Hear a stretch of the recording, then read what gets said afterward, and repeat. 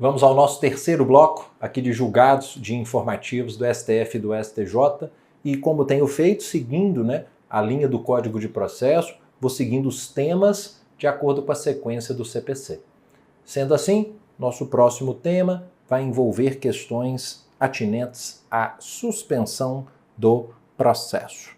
Veja, muitos vão se lembrar que nos termos do artigo 313 do CPC, a gente fala de suspensão de processo. E o julgado vai tratar da ausência de suspensão do processo, num caso em que, em princípio, ela seria necessária, e a arguição de nulidade em decorrência desse fato. Você sabe que o artigo 313 traz como uma das causas de suspensão do processo a morte de qualquer das partes. E o que aconteceu aqui nesse caso? Veja, foi proposta uma execução contra marido e mulher, cônjuge 1, cônjuge 2. Mas o marido morreu no curso do processo. Entretanto, a esposa não comunicou esse fato em juízo e, por isso, o processo não foi suspenso naquele momento e seguiu. Meses, anos depois, essa mulher ela quis questionar a avaliação de um bem que foi penhorado, penhora essa ocorrida depois da morte do marido. Ela alegou nulidade dessa avaliação porque o processo não estava suspenso pela morte.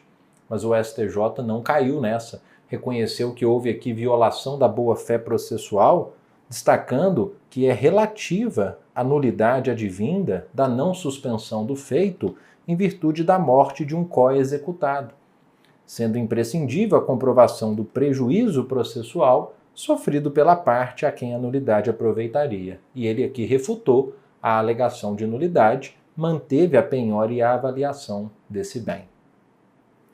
Mais um passo à frente, temos decisões ou decisão sobre emenda da petição inicial. Veja, essa decisão especificamente vai dizer respeito ao falecimento do réu e a possibilidade de emenda da petição inicial. Veja, para compreender bem essa decisão, inicialmente, recorde-se do que dispõe o artigo 329, inciso 1 do CPC, que diz que o autor poderá, até a citação, aditar ou alterar o pedido ou a causa de pedir, e isso independentemente de consentimento do réu. Então, se o réu ainda não foi citado, a lei está permitindo aqui que o autor altere o pedido, altere a causa de pedir, independentemente de consentimento do réu, livremente.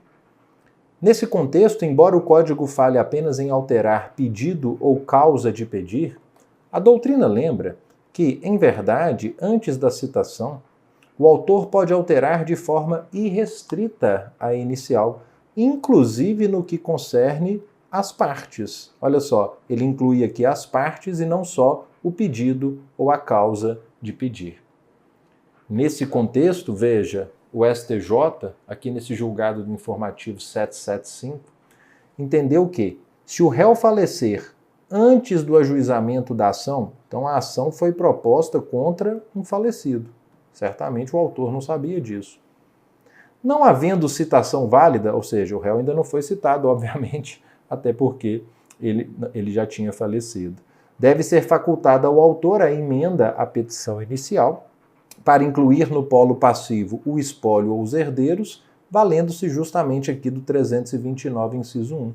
Ah, mas o 329, inciso 1 fala de alteração do pedido ou da causa de pedir. Mas eu te disse que tem sido interpretado esse artigo no sentido de também permitir a alteração das partes, notadamente num caso como esse, em que a parte havia falecido antes mesmo do ajuizamento da ação.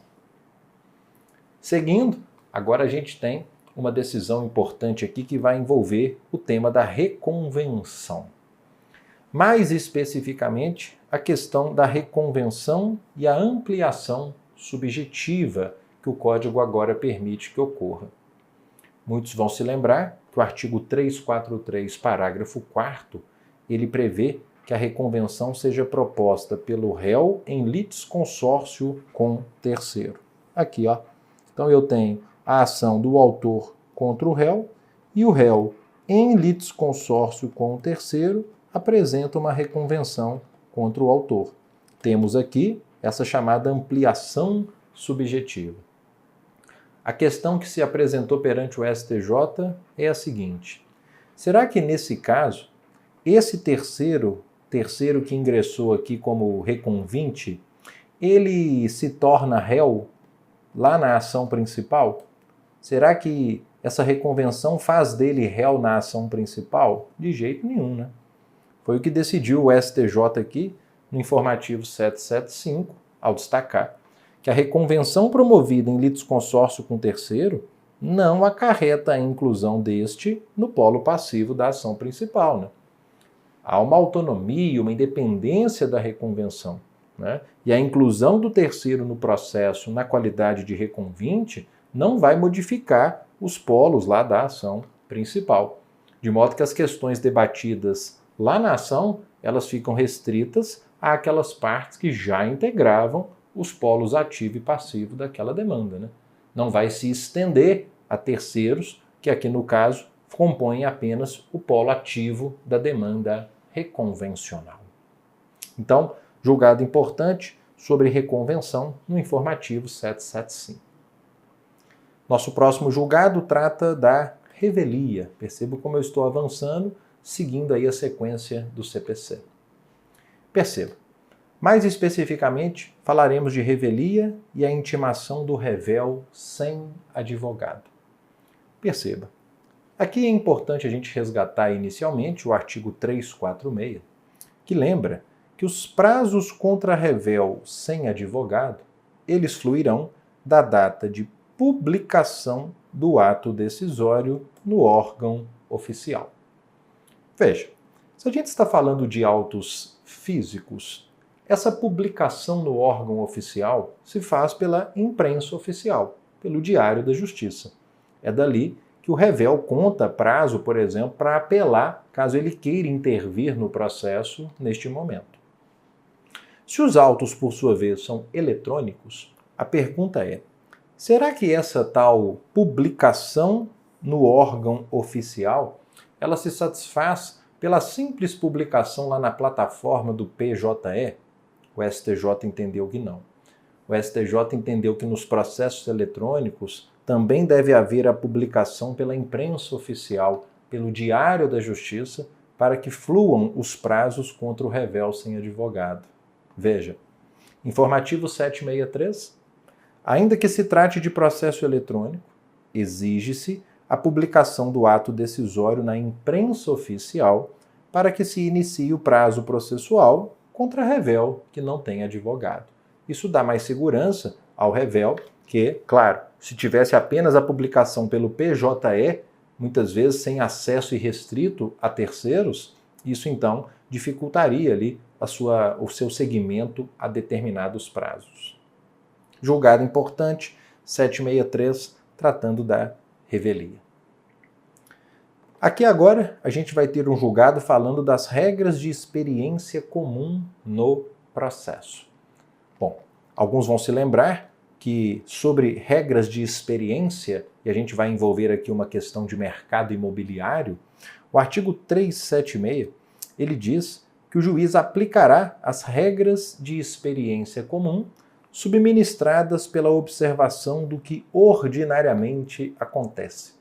Regras de experiência comum, pessoal, são aquelas experiências, né, extraídas daquilo que normalmente acontece na vida do ser humano, né, aquilo que se encontra na experiência do mundo, como, por exemplo, saber que uma criança pode ser mais facilmente enganada do que um adulto, ou ainda, saber que em águas estagnadas, em regiões tropicais, proliferam mosquitos, saber que as praias são mais frequentadas aos finais de semana. Isso são regras de experiência comum que o juiz aplicará, tá, no momento de fazer ali o julgamento.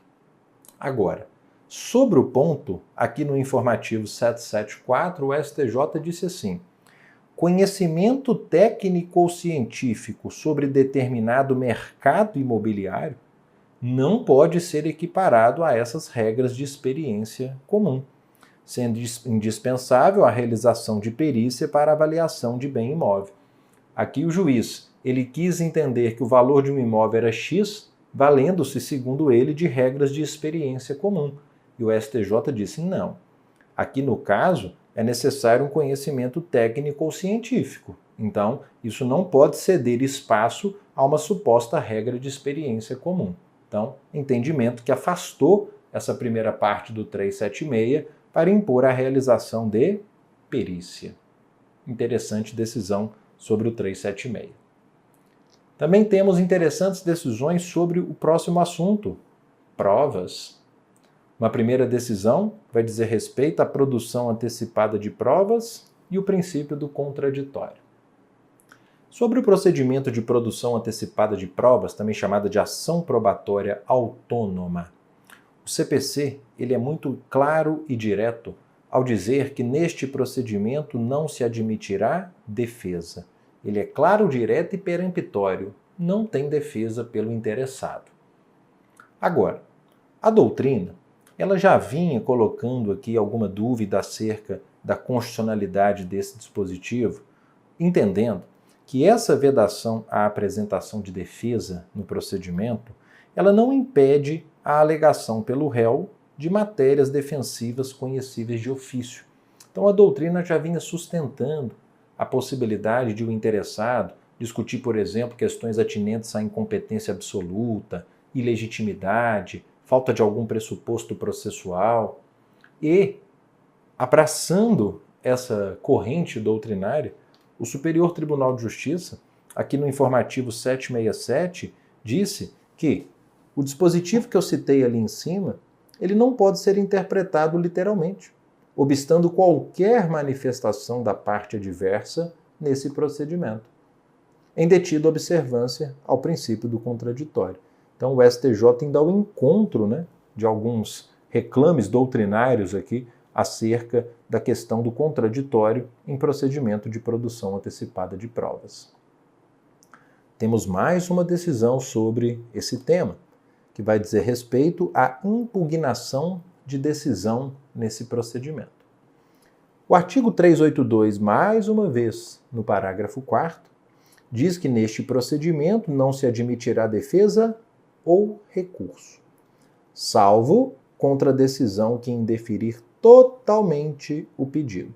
Então, ele está dizendo o seguinte, não cabe recurso, salvo apelação contra a decisão que indeferir totalmente o pedido. Aí fica a dúvida. Se cabe recurso apenas contra a decisão que indeferir totalmente o pedido, não cabe, segundo o CPC, nenhum outro recurso contra nenhuma outra decisão que eventualmente seja proferida nesse procedimento.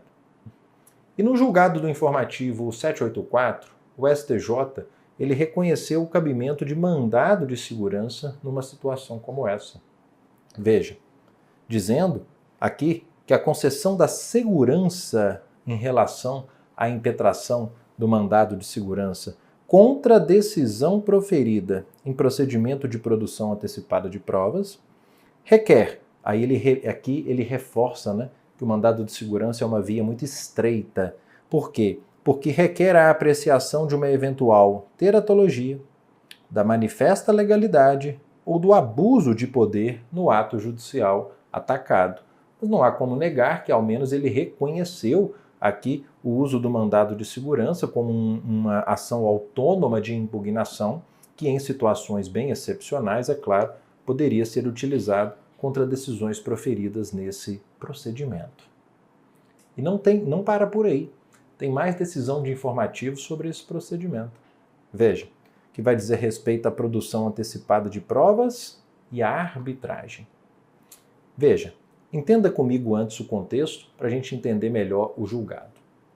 Pessoal, estabelecida uma cláusula compromissória arbitral entre, por exemplo, dois sujeitos num contrato, compete a partir de então ao juízo arbitral resolver, todo e qualquer conflito de interesse entre as partes, inclusive, em princípio, a análise de tutelas de urgência. Entretanto, antes de instaurada a arbitragem, eventual medida de urgência ela tem que ser requerida perante o Poder Judiciário, revelando aí uma medida de cooperação, né, entre a jurisdição arbitral e a jurisdição estatal. Como seria o caso, por exemplo, de um pedido de produção antecipada de provas em virtude da urgência perante o Poder Judiciário. Agora, o que o STJ decidiu foi que, se o pedido de produção antecipada de provas não revela qualquer situação de urgência, aí quem tem competência para processá-lo é o juízo arbitral. Veja, aqui nesse informativo de 2023 foi dito que a partir da vigência do Código Novo, existindo uma cláusula compromissória estabelecida entre as partes, a pretensão de produção antecipada de provas desvinculada da urgência. Então não é tutela de urgência, né? Não se revela como uma medida de urgência. Ela deve ser promovida diretamente perante o tribunal arbitral, não subsistindo aquela competência provisória e precária do Poder Judiciário quando se trata de uma medida de urgência que deve, repito, ser intentada perante o Poder Judiciário. Ok? Então, 3 decisões importantes sobre a nossa ação probatória autônoma. O que nos faz avançar e chegar agora nas discussões sobre sentença. Nós temos aqui um julgado sobre sentença que eu vou apresentar e que se relaciona ao tema princípio da congruência. Você que conhece bem o capítulo da sentença, sabe que o artigo 492, ele traz aqui essa ideia da congruência, também chamada de correlação ou adstrição, quando diz que o juiz não pode proferir sentença de natureza diversa da pedida, ele não pode proferir uma decisão condenatória se o pedido é declaratório, bem como condenar a parte em quantidade superior ou em objeto diverso do que lhe foi demandado, as sentenças ultra e extra petita. A extra petita entendida como aquela em que a parte pede uma coisa e a sentença analisa outra. E sobre a sentença extra petita, né, a que condena em objeto diverso do que lhe foi demandado, o informativo 771 nos trouxe uma questão interessante. Ao dizer que é extra petita, decisão que, em ação de reparação de prejuízos supostamente causados pela compensação e posterior depósito de um cheque nominal endossado por quem não tinha poderes para tanto, então, além da reparação pelos prejuízos, condenou a instituição ao pagamento do valor das próprias cártulas indevidamente compensadas. Então, nesse caso, se o pedido foi apenas de reparação de prejuízo, não poderia haver a condenação da instituição financeira ao pagamento de algo que não foi pedido pelo autor. Interessante decisão, né? E sentença puxa logo em seguida o quê? Coisa julgada. Também temos decisões importantes sobre coisa julgada? Temos mais de uma. Uma primeira vai dizer respeito aqui à questão atinente aos efeitos temporais da coisa julgada. Quando a gente fala de efeitos temporais da coisa julgada, a gente está se referindo ao artigo 505, inciso 1 do CPC. O 505, ele fala que nenhum juiz decidirá novamente questões já decididas. Só que ele traz aqui um salvo.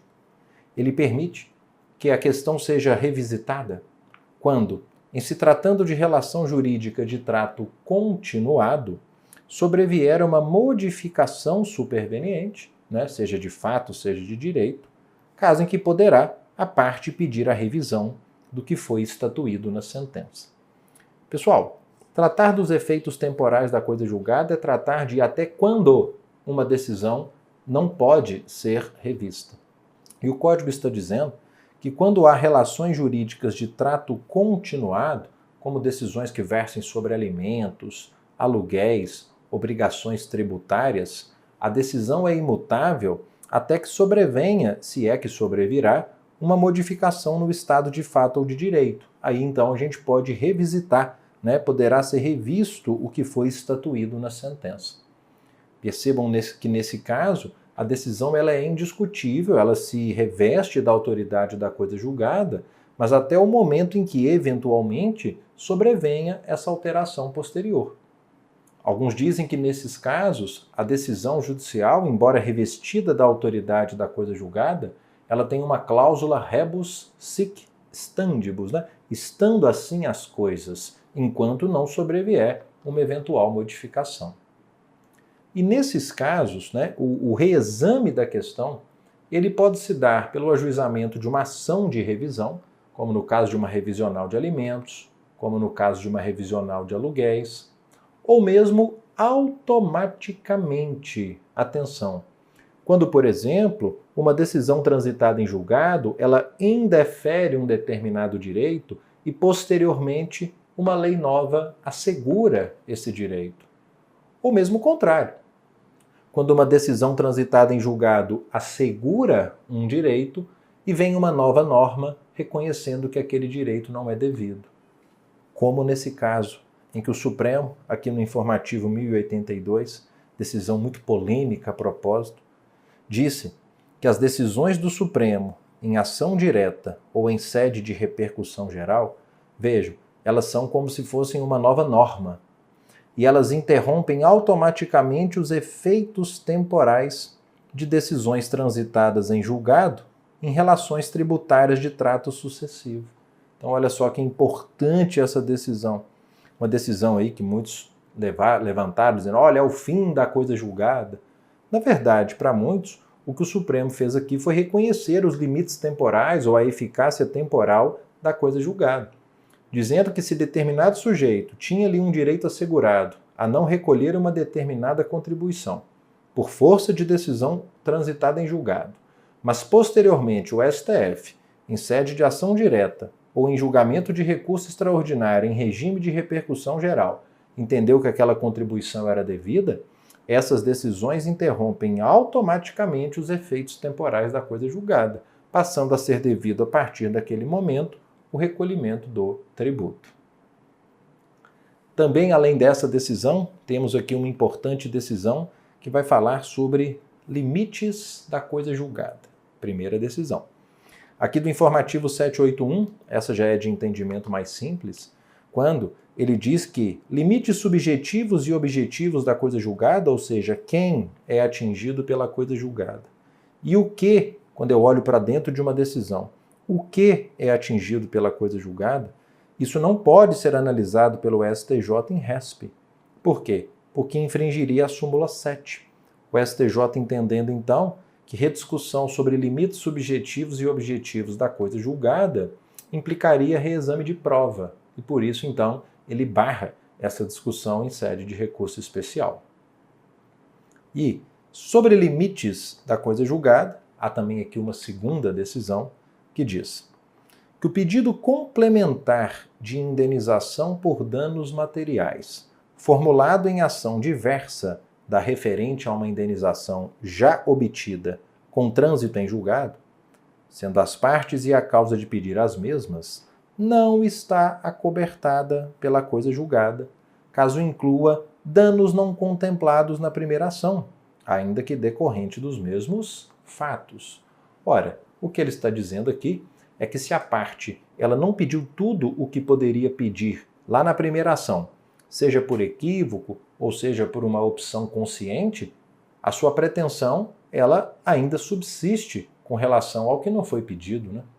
Sendo possível que se ajuize uma nova ação, ainda que com base na mesma causa de pedir e contra a mesma parte, para requerer ali uma complementação da indenização. Porque o que não foi objeto de pedido na primeira ação não está acobertado pela coisa julgada. Então não é atingida pelos limites da coisa julgada. Tá claro? Agora a gente começa aqui tratando de algumas decisões envolvendo recursos e processos nos tribunais. Muita decisão importante pela frente. Veja, a primeira decisão que a gente vai abordar diz respeito à questão da multa em sede de agravo interno. Que multa? Veja, o artigo 1021 fala sobre o agravo interno, o recurso cabível contra a decisão monocrática de relator. E o parágrafo 4º, que é o que me interessa nesse momento, ele destaca que quando o agravo interno for declarado manifestamente inadmissível ou manifestamente improcedente em votação unânime, o colegiado condenará o agravado, o agravante, a pagar ao agravado uma multa entre 1% e 5% do valor da causa. Veja, primeira coisa, guarde esse dispositivo. Além disso, você vai ter que lembrar para entender o julgado que o relator, você sabe, ele tem aqui o poder de não conhecer de recurso que não tenha impugnado especificamente os fundamentos da decisão recorrida. E o que aconteceu no caso concreto? Veja, chegou um recurso às mãos de um relator e o relator negou seguimento ao recurso por esse motivo, por deixar de impugnar especificamente os fundamentos da decisão. Então o relator proferiu essa decisão e contra essa decisão a parte interpôs agravo interno. E nesse agravo interno, a parte novamente deixou de impugnar especificamente os fundamentos da decisão. E aí o STJ então entendeu que era cabível a aplicação da multa. Por quê? Porque o recurso, aqui no caso o agravo interno, que insiste em não atacar especificamente os fundamentos da decisão, seguidamente ele é manifestamente inadmissível. Uma dupla aplicação do 932, inciso 3. Devendo ser penalizado com multa de 1% sobre o valor da causa. Repito, né? A multa pode ser entre 1 e 5, aqui ele aplicou a multa de 1, tá bom? Ok. Nosso primeiro julgado, então, sobre multa em agravo interno. O segundo julgado, recursos e processos nos tribunais, vai dizer respeito aos honorários advocatícios em sede de ação rescisória. Veja, aqui no informativo 790, o STJ disse que a base de cálculo dos honorários sucumbenciais em ação rescisória deve ter como parâmetro a própria rescisória e não a ação originária cuja decisão se pretende rescindir. Então não é porque a ação originária tinha valor da causa de 1 milhão que os honorários na rescisória eles serão calculados sobre 1 milhão. A gente precisa olhar qual é o valor da causa da rescisória para então usar como base de cálculo para os honorários. Até porque, como a gente sabe, a ação rescisória ela não necessariamente busca rescindir todos os capítulos de uma decisão. Eu posso ter uma rescisória que esteja querendo rescindir só um capítulo da decisão, que tem ali um proveito econômico muito inferior ao proveito econômico global daquela causa. Então, parece bem razoável esse entendimento aqui do informativo 790. Nosso próximo julgado vai dizer respeito à questão da tempestividade dos recursos e a questão envolvendo feriado local. Muitos vão se lembrar que o artigo 1003, parágrafo 6º do CPC, diz que o recorrente comprovará a ocorrência de feriado local, ou seja, estadual ou municipal, no ato da interposição do recurso. Então, se eu vou interpor um recurso para o Superior Tribunal de Justiça e o último dia do prazo é feriado aqui na minha cidade, eu então, no dia seguinte, quando for interpor o recurso, neste momento, tenho que comprovar que o dia anterior era um feriado local. O STJ ele vem até apresentando algumas decisões pedindo para que a gente tome cuidado com o que é e o que não é feriado local, porque alguns parecem ser feriados nacionais, mas na verdade são feriados locais e que, portanto, precisam ser comprovados. Veja, aqui no informativo 790, eu peço muito cuidado com ele disse que o dia 20 de novembro, o dia da consciência negra, não é considerado um feriado nacional, mas sim um feriado local e, portanto, atrai o 1003, parágrafo 6º, e tem que ser comprovado no momento da interposição do recurso, no ato, não se admitindo comprovação posterior. Cuidado, porque embora seja uma decisão recente, ela está completamente superada e desatualizada. Por quê? porque em dezembro de 2023, posterior a essa decisão, obviamente, ficou declarado feriado nacional o dia 20 de novembro, o dia para celebração do Dia Nacional de Zumbi e da Consciência Negra. Então, a partir de agora, se eu vou interpor um recurso especial, por exemplo, e o último dia do prazo é o dia 20 de novembro, eu posso interpor o dia 21, se dia 21 for dia útil, e apenas dizer que estou o fazendo porque o dia anterior foi um feriado nacional. E como feriado nacional não precisa nem ser comprovado. Na verdade, se a parte, inclusive, nada disser, o recurso já vai ser conhecido. Outra decisão de informativo sobre feriado local. A decisão aqui do informativo 765, em que ele vai dizer que o dia do servidor público não é feriado nacional, é local, então se for feriado tem que comprovar. Segunda-feira de carnaval não é feriado nacional, é feriado local, então a parte tem que comprovar. Quarta-feira de cinzas também não é feriado nacional, segundo o STJ, além dos dias que precedem a Sexta-feira da Paixão e o dia de Corpus Christi. Todos esses feriados são locais. Se ele ocorrer lá na comarca, a parte tem que comprovar a sua existência e que naquele local é feriado. Eles não são feriados nacionais, destacou o STJ aqui, em razão de não haver previsão em lei federal, de modo que a parte, mais uma vez, deve comprovar a suspensão do expediente forense quando da interposição do recurso por documento idôneo. Veja, no mesmo contexto, especificamente sobre a questão do dia de Corpus Christi, um terceiro julgado de informativo, agora do informativo 800, em que o STJ ratifica que Corpus Christi é considerado feriado local. Veja, se eu voltar o slide, o STJ ele diz, que a comprovação deve se dar por documento idôneo. O que tem sido considerado documento idôneo para fins de comprovação? Nós também temos um julgado de informativo tratando sobre isso. Aqui no informativo 771, a Corte Especial dizendo que cópia de calendário obtido na página eletrônica do tribunal pode ser considerado esse tal documento idôneo para comprovar a interrupção ou suspensão de um prazo recursal. Então facilita bastante a vida do recorrente, que pode juntar apenas a cópia desse calendário que está lá no site do Tribunal de Origem. Outra decisão envolvendo recursos e processos nos tribunais, agora especificamente sobre o tema embargos de divergência e certidão de julgamento. Veja, primeiramente é importante a gente lembrar que os embargos de divergência são um recurso cabível em sede de recurso extraordinário ou recurso especial, quando existe uma divergência intramuros, interna corporis, uma divergência entre o entendimento daquele órgão que decidiu o RE ou o RESP e algum outro órgão dentro do mesmo tribunal.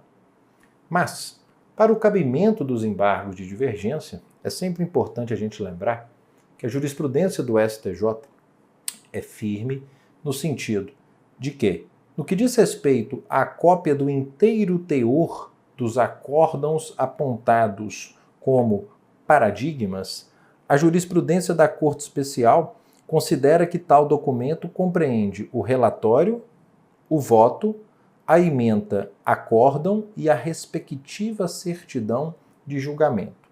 É sobre essa respectiva certidão de julgamento que eu quero tratar. Por quê? Porque aqui no informativo 805 foi dito o seguinte: a ausência de juntada da certidão de julgamento no momento da interposição dos embargos de divergência é um vício insanável. Então, muito cuidado, esse vício não admite uma retificação.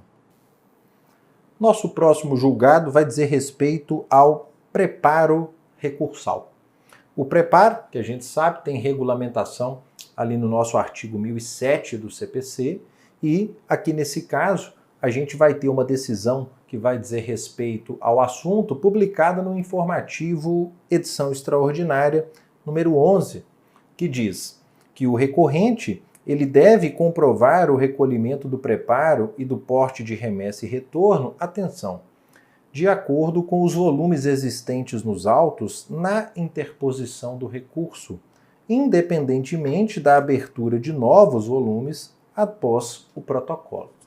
Então, imaginando aqui autos físicos de um determinado processo, em que a parte, para o preparo, ela precisa fazer o recolhimento não só das custas, mas também do porte de remessa e retorno, que é o valor que se paga, né, para o processo ir e voltar para o tribunal. Nesse caso, o que aconteceu foi que no momento do recolhimento do porte de remessa e retorno, os autos, por exemplo, tinham 5 volumes. Mas depois da interposição do recurso, imagine um dia depois, foi juntado ali um processo administrativo àqueles autos, o que fez então com que ele passasse para 8 volumes. Aí surgiu uma discussão se seria necessária a complementação do porte de remessa e retorno, e o STJ então disse que não, que deve-se levar em conta os volumes existentes na data da interposição, independentemente de novos volumes após a protocolização do recurso. Então, simples assim. Um próximo julgado vai dizer respeito à técnica de ampliação do colegiado, a nossa TAC. Muitos vão se lembrar que o importante artigo 942, ele diz que quando o resultado da apelação for não unânime, ou seja, olha só, resultado 2-1, também podemos falar por maioria, podemos falar julgamento com voto vencido. O julgamento ele então terá prosseguimento com a convocação de outros julgadores em número suficiente para garantir a inversão do resultado, assegurando-se aqui, né, às partes e eventuais terceiros a possibilidade de uma sustentação oral perante, né, esses novos julgadores. E o que diz o STJ sobre o tema aqui nesse informativo 790 é que a aplicação desse artigo ela deve ser observada no julgamento não unânime, atenção, dos embargos de declaração, na hipótese em que, do julgamento dos EDs opostos contra acórdão de apelação unânime, surge uma divergência que altera o resultado inicial. Então vamos lá? Então aqui eu tenho uma sentença, contra a sentença foi interposta a apelação, essa apelação foi julgada por 3-0. Não tem técnica de ampliação do colegiado. Mas contra essa decisão, contra esse acórdão unânime da apelação, foram opostos EDs. E esses EDs foram decididos por 2-1. Então eu tenho um julgamento não unânime nos EDs, mas do julgamento desses EDs surge uma divergência que altera o resultado inicial. Então, nesse caso, aqui será necessário convocar outros 2 julgadores. Então, o julgamento dos EDs que começou com quórum simples vai ter que passar para um quórum ampliado, tá bom? Então é assim que vai funcionar. Ou aqui, né, se os embargos, para ficar mais claro ainda, ficasse assim, né, uma divergência que altera o resultado. Aí nós teremos a ampliação do colegiado. Agora, um julgado aqui envolvendo o tema do pré-questionamento. Muitos vão se lembrar que o artigo 1025, ele traz o chamado pré-questionamento ficto para o processo civil. O artigo 1025, na verdade, ele coroa, né, uma tese de pré-questionamento ficto que o Supremo Tribunal Federal já abraçava de longa data, quando ele prevê que consideram-se incluídos no acórdão, ou seja, não estão no acórdão, mas a gente considera que estão incluídos no acórdão, os elementos que o embargante suscitou para fins de pré-questionamento, mesmo que os EDs sejam inadmitidos ou rejeitados, caso o Tribunal Superior considere existentes erro ou omissão, obscuridade ou contradição. O que o Código aqui traz é aquela ideia de que se há uma decisão do tribunal que não enfrenta uma arguição de ofensa à Constituição, uma arguição de ofensa à lei federal, ou seja, não há uma decisão sobre o tema, não há pré-questionamento. O acórdão é omisso e não há pré-questionamento. já que o pré-questionamento é o enfrentamento pelo tribunal daquelas questões suscitadas. A parte, nesse caso, opôs embargos de declaração. Embargos de declaração para fins de pré-questionamento. O que o 1025 diz é que mesmo que os embargos sejam inadmitidos ou rejeitados, a gente vai considerar que constam, que estão incluídos nesse acórdão, os elementos que o embargante suscitou para fins de pré-questionamento. É o pré-questionamento ficto, porque, em verdade, o tribunal não enfrentou a questão, não decidiu, mas a gente considera como se tivesse decidido. Entretanto, o que o informativo aqui 785 nos traz é algo que, inclusive, o STJ já havia dito em julgados anteriores, no sentido de que, para a aplicação desse artigo e para o conhecimento das alegações da parte em sede de recurso especial, é necessário, primeiro, a oposição dos EDs. Os EDs foram opostos, né, nesse meu exemplo. Esse aqui é o ponto mais importante. A indicação de violação do 1022 no recurso especial. Então, ao interpor o recurso especial, a parte ela tem que indicar, ela tem que dizer que foi violado o artigo 1022. 1022 é o artigo dos embargos de declaração, que diz que se um julgado é omisso, os EDs servem para suprir a omissão. E se o tribunal local ele inadmitiu os meus embargos, ele violou o 1022. Então eu tenho que alegar no meu recurso especial violação ao 1022. E a matéria tem que ser alegada nos EDs, então é indispensável que nos EDs eu tenha suscitado essas questões para fins de pré-questionamento, devolvida ao tribunal a quo e relevante e pertinente com a matéria. Então toda essa pertinência dos embargos para que, então, observados todos esses requisitos, possa ser considerado pré-questionada ou considerada pré-questionada aquela questão no contexto de um pré-questionamento ficto. Dito isso, agora dá uma olhadinha comigo num julgado de informativo relativo a recurso ordinário. Veja, o recurso ordinário ele é cabível, como você sabe, tanto para o Supremo Tribunal Federal quanto para o Superior Tribunal de Justiça. Eu quero aqui especificamente, para tratarmos desse julgado, o RO para o STJ. Uma das hipóteses de RO para o STJ. O código aqui diz que serão julgados em RO pelo STJ os mandados de segurança decididos em única instância por TRFs ou TJs quando denegatória a decisão. Então, se eu tenho, por exemplo, um mandado de segurança contra ato de juiz federal, você sabe que esse mandado de segurança vai ser julgado pelo Tribunal Regional Federal, pelo TRF. Então, ele é de competência originária de um TRF. Se o TRF profere uma decisão denegatória, é justamente aí que cabe o RO para o Superior Tribunal de Justiça. E o que o STJ disse aqui nesse informativo 783 sobre o tema? Ele disse que não cabe o RO em sede de execução em mandado de segurança. Então veja, se eu tenho uma execução de uma decisão proferida pelo TRF, e se nessa execução em mandado de segurança eu tenho algum tipo de decisão denegatória, isso não desafia RO.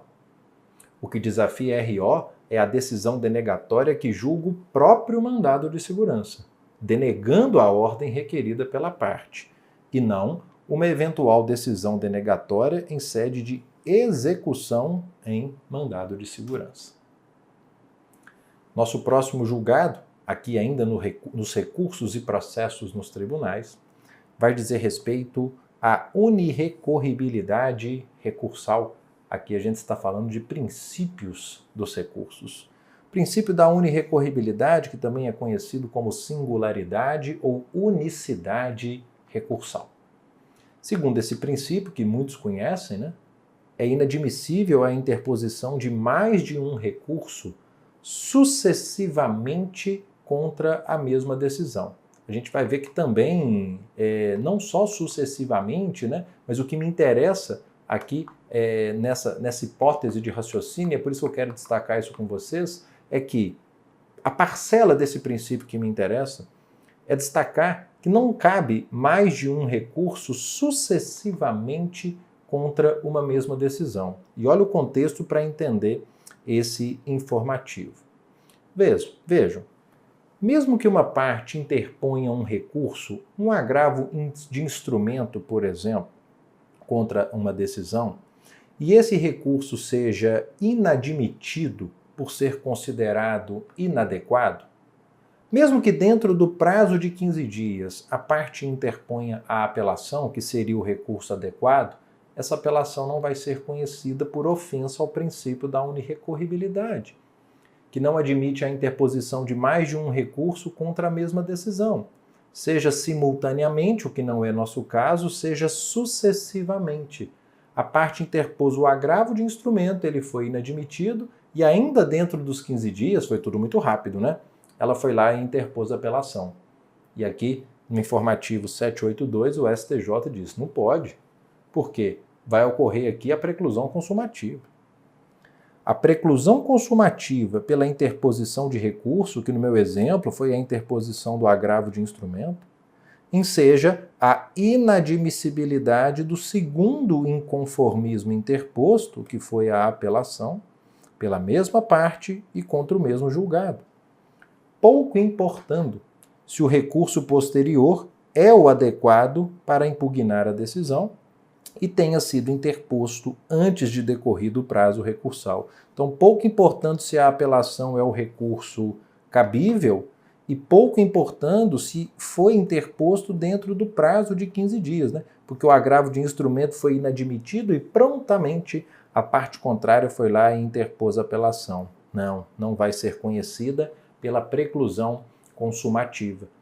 Aqui no caso, o princípio da unirrecorribilidade, nos lembrando que não se admite a interposição de dois ou mais recursos contra uma mesma decisão, seja simultaneamente, o que não foi o caso, seja sucessivamente, como nesse caso aqui do informativo 782. A gente volta falando sobre mais julgados. Até já!